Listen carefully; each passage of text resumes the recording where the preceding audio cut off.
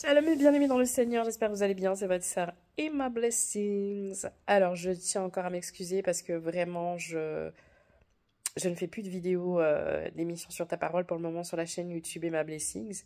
Toutefois je vais revenir cette année, je ne peux pas vous donner encore la date exacte de retour mais soyez rassurés que je vais revenir. Pourquoi? Parce que j'aime servir le Seigneur, parce que j'aime parler de sa part.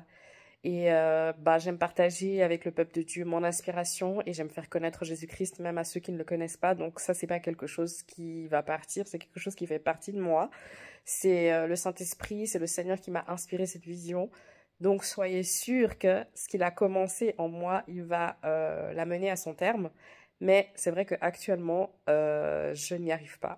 Mais je reviendrai et vous comprendrez un petit peu les raisons de ma longue absence lorsque je pourrai apporter mon témoignage. Que là aussi, je ne donne pas de date parce que je ne sais pas encore. Soyez indulgents envers moi. Vraiment, je vous en supplie. Aujourd'hui, j'avais une courte pensée à partager avec vous. Je voulais vous encourager. Je voulais vous encourager à ne pas céder au désespoir et au découragement. Lorsque vous faites face à certaines frustrations, lorsque vous faites face à du rejet, lorsque vous faites face à l'échec. Pourquoi? L'environnement dans lequel tu es aujourd'hui peut ne pas être l'environnement dans lequel tu vas prospérer, dans lequel tu vas connaître le succès.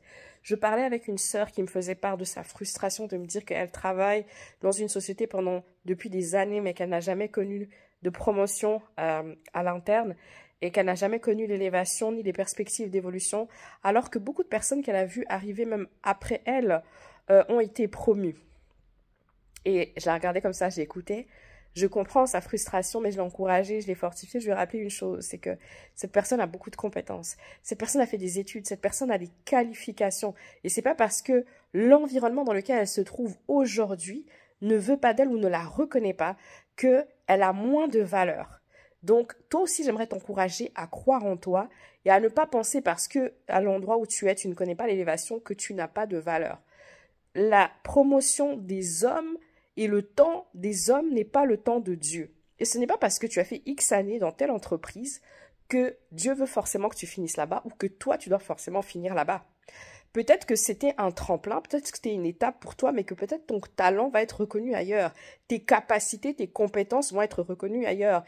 Et ce dont je parle, ça vaut pour le travail, ça vaut pour la sphère professionnelle, mais ça vaut pour tous les domaines.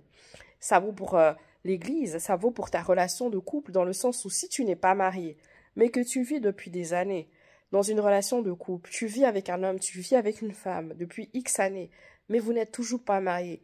Peut-être que c'est parce que tu n'es pas dans la bonne relation.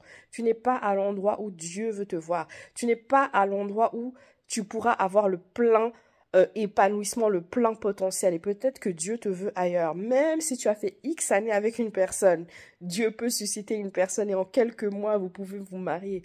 Et je sais de quoi je parle. Parce que le temps de Dieu, ce n'est pas le temps des hommes. Donc, ne laisse jamais les situations te définir. Ne laisse jamais l'environnement dans lequel tu es te décourager, te détruire. Parce que là où ton succès, là où ton étoile, là où tes dons, tes talents n'ont pas pu être appréciés, sache que ailleurs ils le seront. Crois en toi. Crois au Dieu qui t'a appelé. Avec lui, tu feras des exploits. Demande-lui qu'il te révèle qui tu es, quelles sont tes capacités, quels sont tes dons et quelle est la vision qu'il a pour toi. Et assurément, il te conduira à l'endroit où tu dois être. Que Dieu te bénisse.